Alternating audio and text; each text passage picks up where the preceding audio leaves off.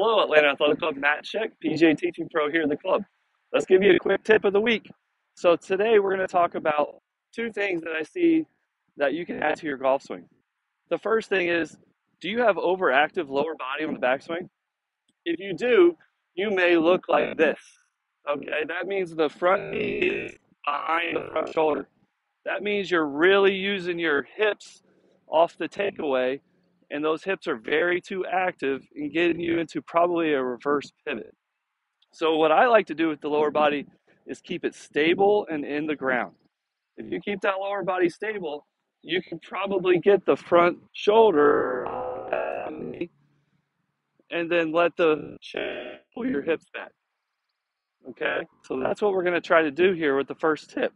We're going to try to get that lead shoulder to get inside of the front kneecap as we go back.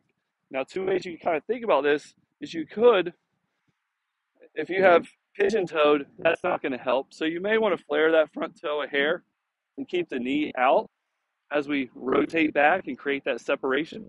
Another way of thinking about it is you may want to just put a club right on your left hip here and feel what it's like to go back and keep that club right there. Okay? Right here. And you could feel, if you look from this angle, in the load of the chest behind the golf ball. That's what we call a correct pivot. If this knee comes in, then all of a sudden our chest is going to start leaning towards the hole. We're going to have a lot of runoff and we're going to get a steep golf swing. So I'll hit one real quick and feeling the front knee staying very stable until this left shoulder passes it. So when that shoulder passes it, then I can let my hips finish my backswing, but not till then.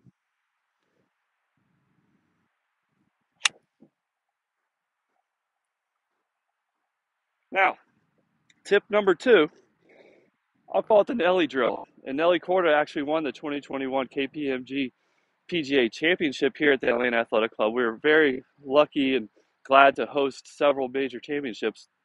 But what's the drill that she likes the best? Well, it's called the Nelly drill, as I call it. But you're going to put one ball behind the other. And as you go back, rolling that golf ball straight back. Okay, so if you look at it from this angle, you roll that ball back, we're keeping the trail arm very long, and we're getting some good width. Now, if we keep this back arm nice and long, we're going to have to be turning. So we're going to get that chest turning, and we're going to get some width. And guess what? If we keep the club wide going back, more than likely, it'll be wide going through. You can look on the side here and see the difference in backswing to downswing on these professionals.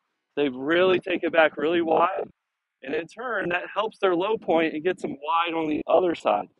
Too many times I see people that fold the back elbow and get this club very narrow going back, and then it wants to do the opposite and get narrow coming in. So with the ball drill, you can really feel keeping the club low and away and really generating some force and riding that energy all the way into the finish. You don't want to get too quick of a backswing. You're going to throw that ball too far back. But if you could just roll it softly back and just gradually increase the acceleration all the way to the finish, you're going to see some good results.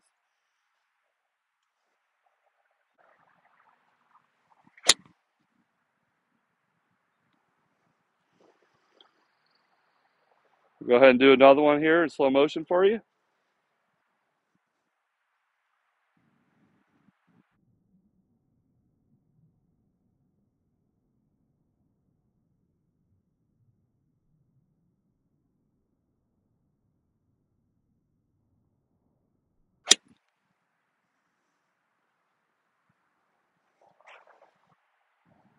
And take an eye on where the golf balls are finishing. They should all be finishing very close to one another. So we're keeping the same tempo and rhythm throughout our golf swing.